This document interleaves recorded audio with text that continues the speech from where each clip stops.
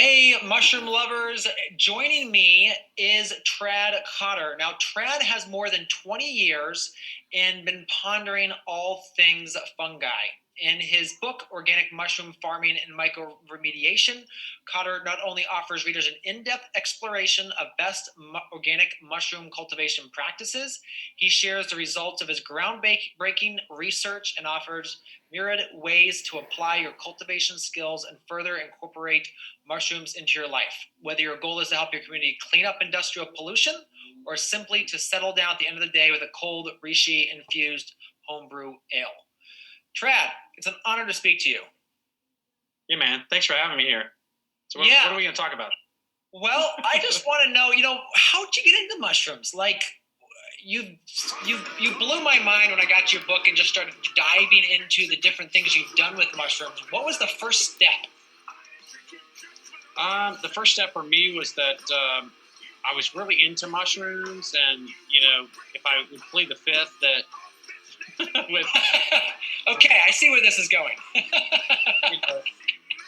I got into mushrooms when I was in a band, and then my mom was like, "Oh, hey, you like mushrooms? You should get a job, at a mushroom farm." And she found a mushroom farm out in Charleston, and I got a job there, and it was just like, a duck to water after that. It was just awesome. So after that, I started to look at wild mushrooms, like hunting mushrooms, and cloning them, trying to grow the ones that nobody else was growing. And after that, it was just like gas on fire. So much fun. Yeah, man. Yeah, absolutely. Just start deep diving. Then you just really start to. Oh yeah. So let's talk a little bit about technology, because you talk about that in your book too. Is like, obviously there's the high tech where you have a fruiting room where it's got all this humidity, and we just built one. So I've been doing a lot of experimenting with the different things. But then there's also that low tech. And for someone who's looking to get into mushrooms, how would you suggest they start? For someone to start, I would suggest like the training wheels mushrooms, like oyster mushrooms. That's it. I mean, shiitakes on logs, that's still low tech, no tech. That's really easy. And I would suggest doing that as well. But oyster mushrooms are the one to go to. And, growing mushrooms on coffee grounds, paper, cardboard, household waste, things like that. And you also learn, alternatives to composting or waste reduction, things like that. So oyster mushrooms are definitely the way to go. Yeah, I mean, you show in your book, on genes even, there's so many ways that you can grow mushrooms. Pizza that was a total accident. Well, it wasn't an accident. Nothing is. We were trying to decolorize indigo carmine, which was like being discharged into rivers and things like that. And it just turned out they fruited. I was like, that's cool, I'm going to wear these out to the next parade, Yes. So let's talk about the homeowner, someone who, let's say they in their average quarter-acre lot. How can they start with mushrooms maybe in their landscape? Landscape, probably the best one or two would be King Stropharia and Woodchips. That would be it. That is a mushroom that we cloned. It's native to the Southeast, but it's indigenous all over the United States, and it's an urban mushroom. It doesn't. How often would you find a mushroom growing on wood chips in the woods, right? Yeah. So we find it a lot in town, and I found this one on a nature trail on wood chips, and we cloned it, and it's a good mushroom for putting into mulch and wood chips around gardens and landscapes, and it makes soil, and it attracts worms, and the worms create, worm castings and gut bacteria. It's just awesome. Yes. Okay, so about that, I remember you recommend actually putting some cardboard in with the layers of wood chips. Do you have to do that? Or let's say you just got heavily wood chipped beds. Can you just put some spawn in there and let it go? Yeah, totally. Yeah, the cardboard is also used as weed control. So we lay down sheet cardboard to cover like Bermuda grass. Yep. And we layer it, and so it smothers the grass. Okay. And so that reduces the use of herbicides, let's say. Yeah. Yeah. And then but it also locks in moisture underneath, which is awesome. Yeah. And that feeds the mushrooms, feeds the plants. So yeah, the cardboard's not necessary, but it works great. Now you also talk about capping with soil. That's important, right? Well, yeah, because a lot of these mushrooms are microbe dependent, and King Stropharia is one of them. And we're still trying to work out. I've got a series of experiments lined up where we can try to figure out what the identity of those microbes are. So it's kind of like an epoxy set, where you have the mushrooms and the bacteria.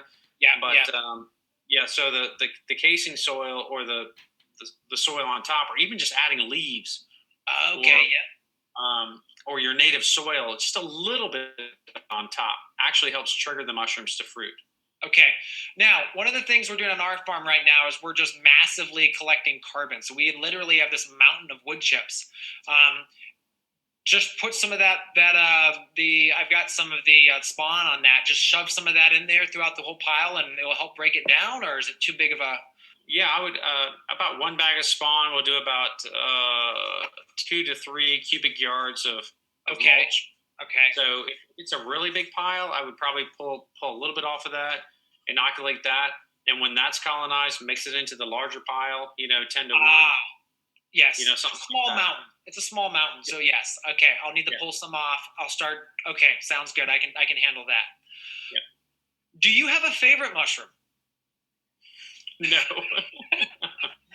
I love them all. I would say that it really depends on the season. It really depends. Yeah. And in the spring it's a morel. Yeah. In the summer it's a chanterelle. In the fall it's maitake is one of my favorite ones. It really. Yes. Maitake is special to me. It's just you find a cluster, it weighs a lot, but it stores well, it cooks well. Mm-hmm. It smells amazing when you cook it. So I put a maitake mushroom above a morel almost any day. Yeah, we had. I did a video with Tim from. He's down in Kentucky, and so I went up to the middle of nowhere in Kentucky, Berea, Kentucky, and we filmed a little bit of his farm on site. And then he gave me some maitake to take home. So we took that home, and the kids sat there, and they just wanted more and more and more. It was so good to see them, just chowing down on that good food. So, well, let's talk a little bit, Trad, about what you've been up to lately. I know that you are constantly doing research, and do you want to go ahead and share, if you got some information to kind of just share with us what's happening? Yeah, absolutely. I've got some slides. Go ahead. Yeah, there should be a share button right at the bottom. Yeah, man, I'll do that. We're always up to no good around here. All right, so let me just rip through these. Okay. I'm good at that. So, Mushroom Mountain's been around. I just want to let everybody know, too, that I started this company in a 4x6 walk-in closet when I was, 32. But I've been doing this for 27 years. And so I was hired at 20 and at a mushroom farm. And I kind of carried my lab equipment around as I went. Yeah. And then it just took off. And so Mushroom Mountain's been around a long time. But it really just took off about 12, 15 years ago. And then we did cultivation and spawn production. That was like our first entity. Yeah. But then it started to evolve and transform with mycoremediation, mycotechnology, and it was just like a rabbit hole. So we'll look at all these different things, textiles, pesticides. We have over 250 different species in our lab. It's the lab, we spent about $500,000 in the lab, and you talk about putting your chips on the right color. It was daunting, but now we own 50,000 square feet of warehouse space. That's us in South Carolina, and that's the first sign that I ever made that was at the front of my driveway. Okay. At the house, at the house. When we moved it to the farm, it's no longer there anymore because now there's a bigger sign. Yeah. So that's the first little sign, and now we have 50,000 square feet, and we're down here in the two little barns. Let me put my laser pointer here. Yeah, we're down here. And we're really not even using any of this yet, which is nuts. Wow. So right down here, we're in these two barns, which is 8,000 feet, and then there's 50,000 feet up here. We do have a nature trail, which is cool.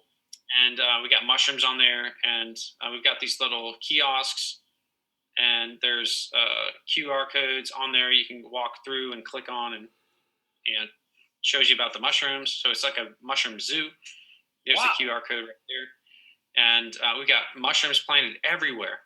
Okay. Along the trail, on the trail. As you're walking on the trail, you're walking on King Stropharia, so they could be popping up. You got to watch out where you're going. Yeah. This year, we actually got involved with mycotextiles, which is building materials. So we talked to the National Brick Research Center, which was associated with Clemson, which is where I went to school. Yeah. And then we mixed in clay and tiger sawgill spawn, which has a tensile strength of like 800,000 to 1 million times its weight. And then we made, here it is being mixed and compressed into bricks.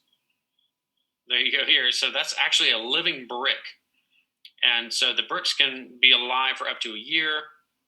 There's my little Heidi. She made them. She's right here watching me right now. And these bricks were not kiln dried. They were air dried. And they have a huge tensile strength, like greater than steel. And what's really cool about these bricks is that you can dip them in water and actually stack them, and they will fuse together, and it's like self-mortaring bricks. So it's a carbon negative brick. And here they are here. And it's like 30 or 40% of all the carbon emissions on the planet are from concrete production.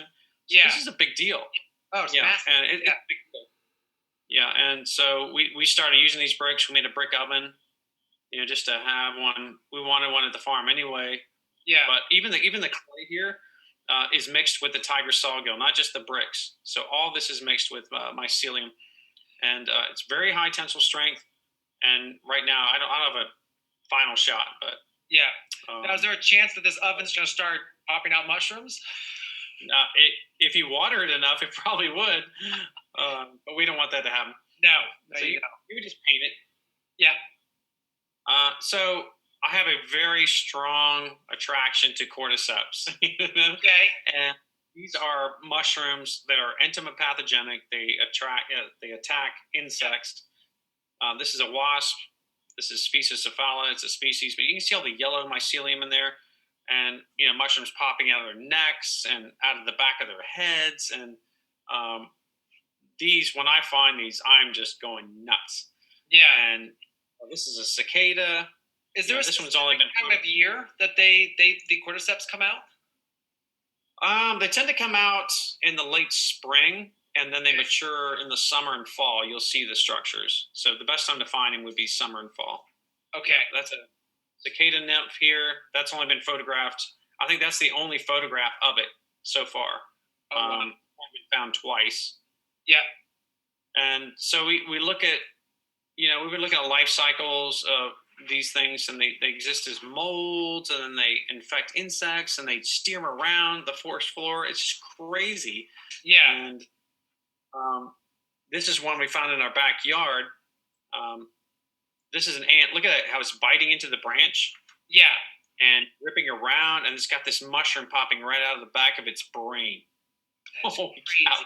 I mean, how could you not be intrigued and excited about fungi like this? Yeah. So what we did was we found one like this. This is a Carpenter Ant Fungus, and then we took that, we cloned it. It hasn't been found or seen since 1907. That's what Harvard said. So they haven't seen that fungus, and we found it up on a trail. Yeah, and started infecting bugs with it. Then we made fire ant farms in the house. Who does that, right? Yeah, it's totally safe. And then we look at this. So this is what the fire ants looked like 4 to 6 days later. Totally mummified, totally infected, highly effective, and more target specific than pesticides, which is really important. So we're looking at more target specific things. I culture fungi versus fungi as well. I look at progressions like gladiator matches between fungi and fungi, bacteria and bacteria. Yeah. And I look for metabolites because mushrooms make heat, carbon dioxide, and they sweat. Okay. Right. So I look at the sweat and I'm like, what is in there? So they make the sweat dependent on what is on that plate as a competitor. And so I started setting up galleries and we started playing with poisonous mushrooms, deadly mushrooms. And people are like, what are you doing? Yeah. Culturing poisonous or deadly mushrooms. Well, the fact is, all these mushrooms are medicinal. Jack-o'-lantern is poisonous. Yeah. Not only do they glow in the dark, we started to cultivate jack-o'-lanterns, which is nobody was going to do it. And we did it accident, honestly. This was an accident. And wow. So we set up galleries. These are fungi and bacterial galleries. This is on a pastry plate. You'll see it in a second. So that's the shiitake fungus here. Yep. 2 pellets of E. coli. And so I just set them up. And then before you know it, the bacteria run away. And then all the white cells you see are dead. So you have this huge inhibition zone in the middle. So I started looking at inhibition zones. And then I started thinking, like, what the, I wonder if we can create novel antibacterial compounds, knowing that the FDA, it would take like 12 to 15 years to create an antibiotic that would only become drug resistant in 2.5 years. Yeah. Right? So now we're like compounding and doing cocktails of drugs just to beat the bacteria. Well, what if this is the drug resistant bacteria here at the staff. Yeah. So we partnered with Clemson University several years ago, and we tested our technique against MRSA and VRE, which is vancomycin resistant E. coli, and we got a hit on chicken of the woods and jack-o'-lantern. And so they're starting to understand that our method, like this here, this is a block, and we just made a little depression in it. And we took a fungus, it didn't matter which one it was. We're just, trying it out. But unfortunately, Michael, the first one was a major hit out of the park. And this was, and it wasn't just for lack of luck. We actually researched, what's good with E. coli. So we looked at Fomes fomentarius. This is the hoof fungus, the fireman fungus or Iceman fungus. And we took this, we cultured it, we put it in the bag.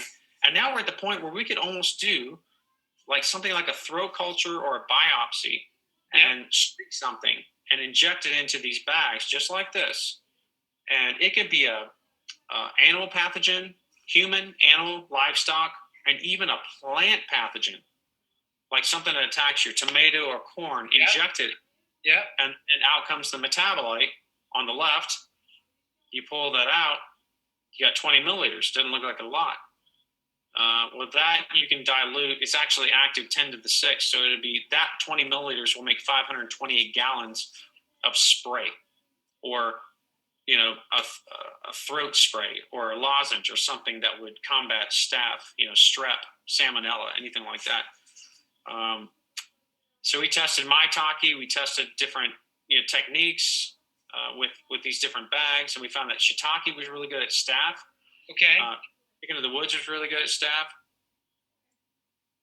Turkey tail was good at salmonella. Interesting. Reishi was really good at strep, so like strep throat. So if you're getting that strep culture, and we've taken these metabolites that you see on the right, mixed them with honey, and we've actually made lozenges and lollipops, and we call them streptopops right now. And wait a minute, you haven't tried the COVID yet, have you? No. I mean, we talked to I've talked to the CDC and the NIH, and it was just so rapid, and they're so busy, and they didn't want to hear any new ideas. I'll be honest, not this time around. But that would be very interesting. Yeah. Mushrooms produce antiviral compounds, so I'm anxious to get this thing, at least the bacteria stuff, underway. Yeah. And proven, so we can put that out there. But a couple of people from the CDC were actually contacting me and saying, we want to try this, Yeah. So we test mushroom metabolites against existing antibiotics on the market, and we're seeing really good results. The last thing I will talk about, and I'll do some questions and stuff, is our psilocybin research in Jamaica. Okay. That's all right. Yeah, go for it. But I went down there a couple of times, and after I was down there twice, the government was looking for me and found me. And they said, they were like, this is strange. I was in a car ride with my driver, and they were like, where is this mushroom man? We got to meet him. And before you know it, this is the Honorable Mr. Hutchinson here. He's the Minister of Agriculture. Okay. And he flew me down. I literally flew back here on a Wednesday from a trip, and they were like, we need you back here on Friday. So they flew me back 2 days later. And I lectured here for an event and talked about mushrooms. And he was like, mushrooms have to happen on the island. They have to happen. And we're so happy that, this is transitioning. This is a whole new thing for Jamaica. Yeah. Spray. Magic mushrooms. All right, what are they? All right, so it's psilocybin, psilocin, baeocystin. There's a lot of different compounds, chemically identical to a serotonin-like inhibitor or metabolite that's in your brain. So, cubensis psilocybin mushrooms are classified as a Schedule 1 in the United States, but it's being decriminalized. And, what we found down there is that it was actually legal to cultivate, to use. So we use Jamaica as a platform to learn about how to hold sessions and things like that. So what we're finding out and what research shows is that it switches off the default mode network, which is like ego dissolution or like ego death. So the ego is like your firewall. Yeah. And so you can access and reprogram areas of depression, anxiety, PTSD, addictions, and OCD, and many, many other things.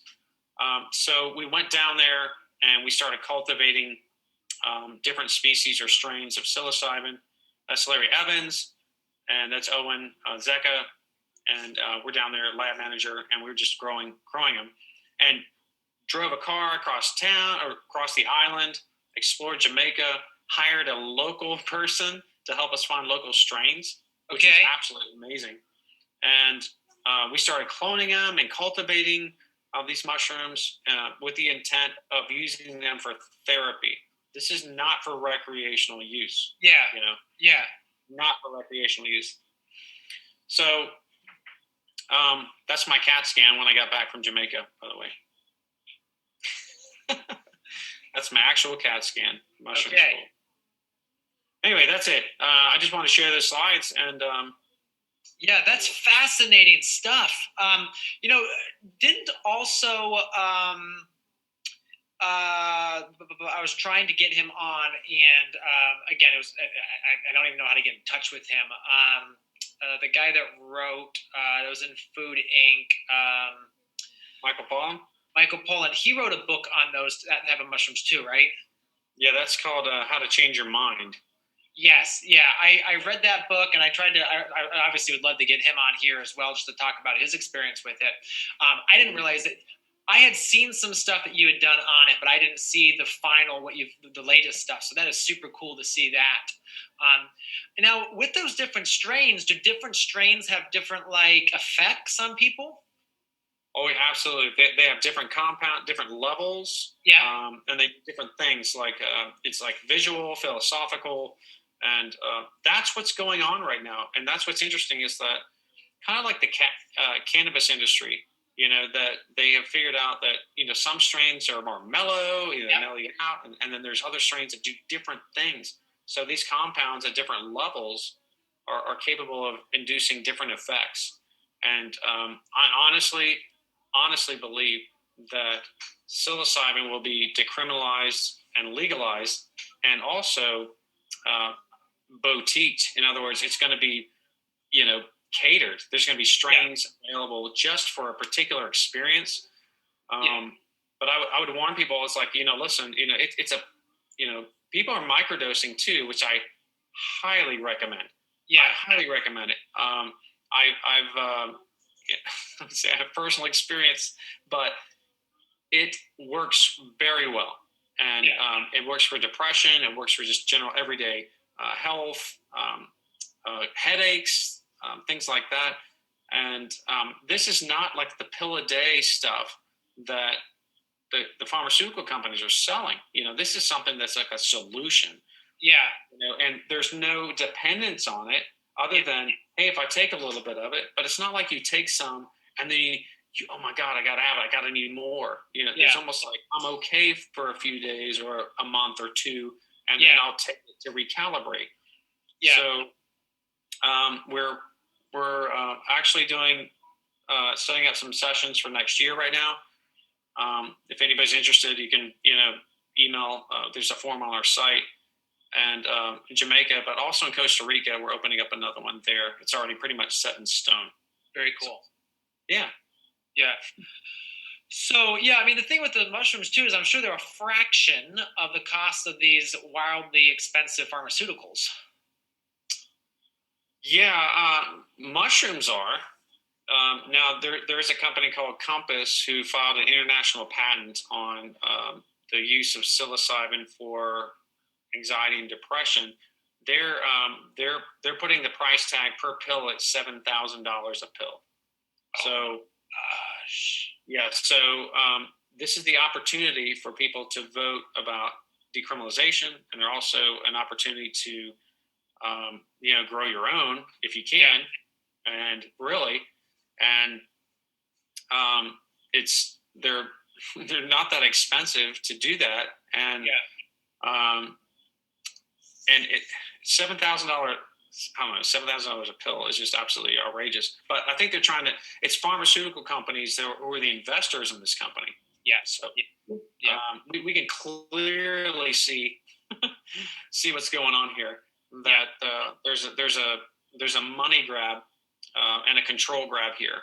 So again, just vote for decriminalization or however you can, so you can do whatever you want. You don't have to go to a certified therapist. Now, if you have a condition, I would highly recommend it.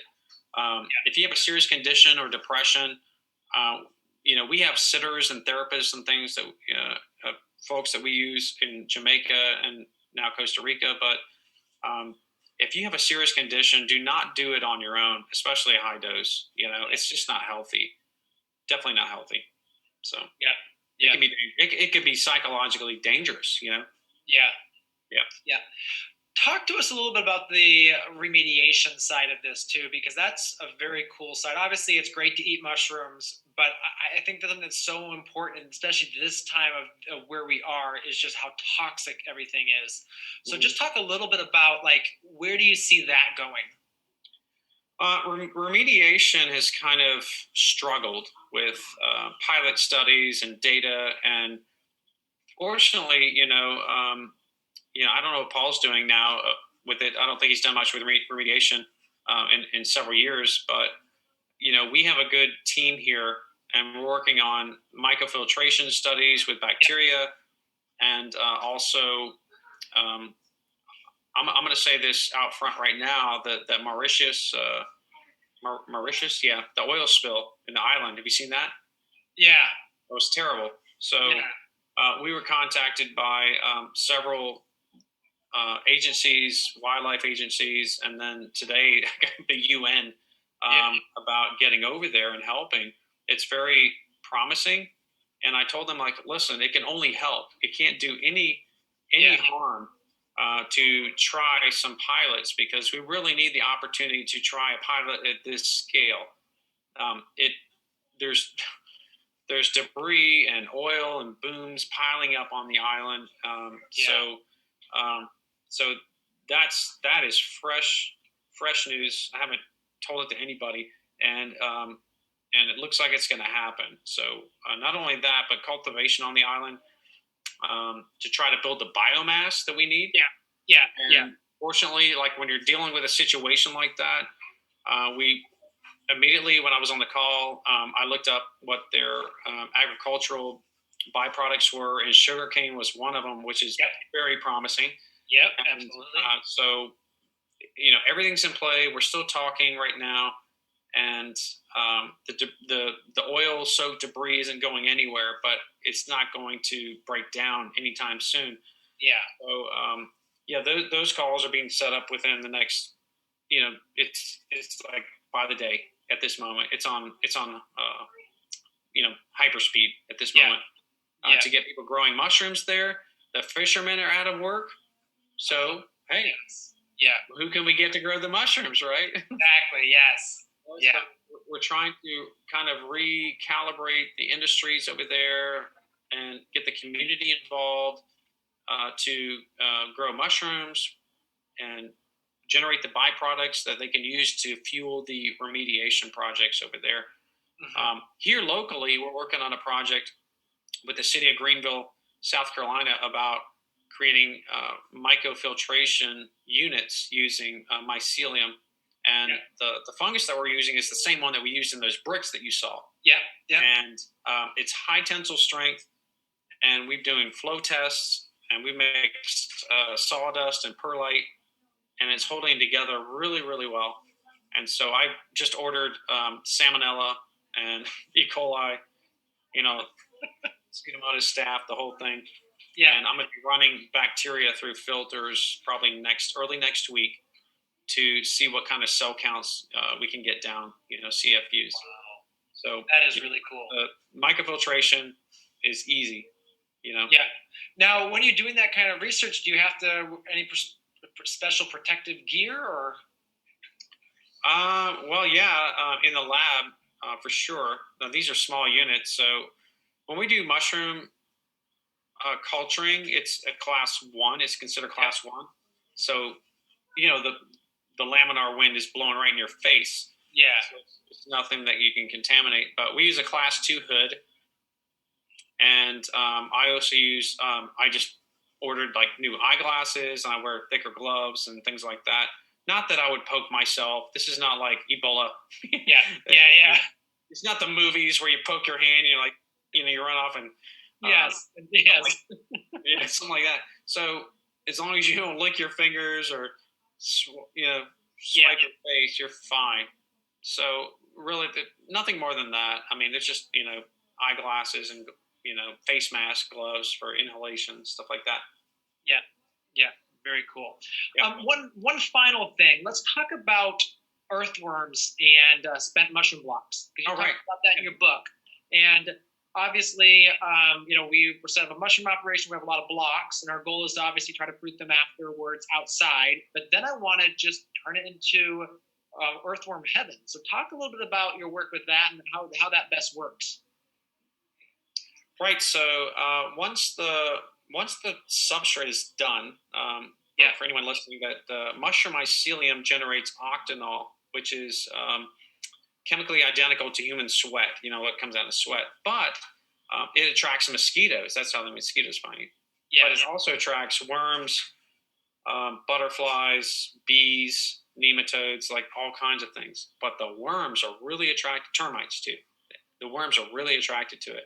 So once the fruiting substrate is done, we open up the bags. We just kind of crush it a little bit. If it's sawdust, we break it down a little bit. And we add red wigglers, which is like Icenia fetida, I believe. Yeah. And that one is a vertical decomposer. Earthworms are horizontal, but the red wiggler goes up and down into the substrate.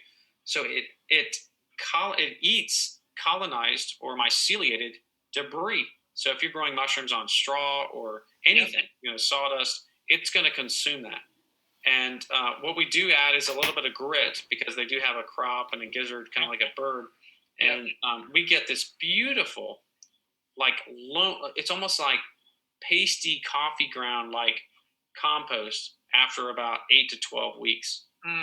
And what happens is that the mycelium goes in, and what comes out are castings, fertilizer, paired with the gut bacteria of the worm that plants want. And Cornell has done studies that have shown that just a tiny, tiny bit. Let's say you take a tomato seed and just like dip it in there and coat it and plant that tomato seed. As soon as that root radical comes out, it actually recruits the bacteria that is in the worm castings, and then it sweats out metabolites and then recruits and feeds the bacteria for the life of the plant for the whole throughout the whole root system. It's not like you need like a pound of this, for every plant. You just need to dip the seed in it and get that root radical out to recruit the bacteria. That's fascinating. Yeah, absolutely. And then you partner it with maybe a mycorrhizal fungus. Yeah, yeah. On that, and then you enhance nutrient transport. It blows your mind, and and right now I feel is such an amazing time that we live in. A lot goes, good old days, and I'm like, no. I'm like, yeah, we have some crap happening right now, but we also live in the greatest time we ever could with this what's happening in the learning and understanding the natural world around us. Mm-hmm. It's absolutely amazing. And every time I walk in the woods or walk in the grass, I'm looking around the mulch, and there's always something to find. There's always a connection to learn, and it's really up to us to kind of understand that those connections are there and be aware that they are there and take the time to notice them. And not just that, but if you're into growing or research, they're teaching us a story, and we have to learn from them, and we have to put that to use. Mm-hmm. Right. So, final question here. What would you say for someone who is interested in mushrooms? Obviously, they need to read your book, but what would you say other first steps would be? If you're interested in mushrooms and you want to make it a part of your life, I would say that getting out into nature is number one. It's like cultivation is good. Starting with the easy button. Don't try to grow something that's too challenging. Yeah. Start with the oyster mushrooms, shiitake mushrooms, and then go up to other species. Yeah. But at the same time, it would be a huge injustice not to go out and learn mushroom identification and to immerse yourself. The way I see it is that mushroom, just if you want to be a mushroom person, then you need to immerse yourself. And it is like a foreign language, to get out there. And mushroom ID is a connection. When you get out there, you see the mushrooms, they're fruiting, it's the time of year, and you observe, you kind of disconnect and all those things. And that really helps your endeavors when you're being a cultivator, right? Yeah. If you're going beyond that like in research, then, you would need some schooling and stuff like that to kind of fuel that passion. I went back to school for microbiology because I felt like I was, hit a dead end wall. I was really good at cultivation, but I was like, there were so many other things that I wanted to do. And listen, I'm not afraid to go back to school either. Yeah. And I just did it last year. I took a class. I went down to University of Florida and took a whole course on just mycorrhizae because it was something that I just did not. I had no access to, and so I took a really intensive course at University of Florida in Gainesville, and I haven't used that tool yet. Imagine that. I took it a year ago. Yeah. But it was the opportunity to take it. But I have a plan for it. Trust me. I have a plan for it, and it's in there. I'm an incubator. So I'm just waiting for the time, and I have that knowledge. And anybody who's listening, you say, that's the kind of steps, you just kind of paint the vision, and but don't, it could be baby steps. Hey, I just want to cultivate, but I guarantee you, and I think Michael knows this, it's like once you start, you can't stop. Yes. And it's I hate to use the word virus, but it's like, you get infected. It's like an infection. Yes. and it's so easy to be passionate about mushrooms. And listen, we all need to eat. If you like wild food and you're buying mushrooms out of the store, it's like, grow them yourself. It's so easy. You know where they came from, and you know that you didn't spray them with pesticides, because a lot of the mushrooms from Pennsylvania are sprayed with pesticides. And just be a healthier, like, more connected individual, and mushrooms have changed my life. You can clearly see that, by my pupils. I'm just kidding. Well, Trad, thank you so much for coming. Oh, where can people find more about you? Mushroommountain.com, where else? Oh, I don't know. I rarely tweet. Okay. I should tweet more. My publisher says that all the time. I mean, I'm on Facebook if people want to find me on there. Yeah.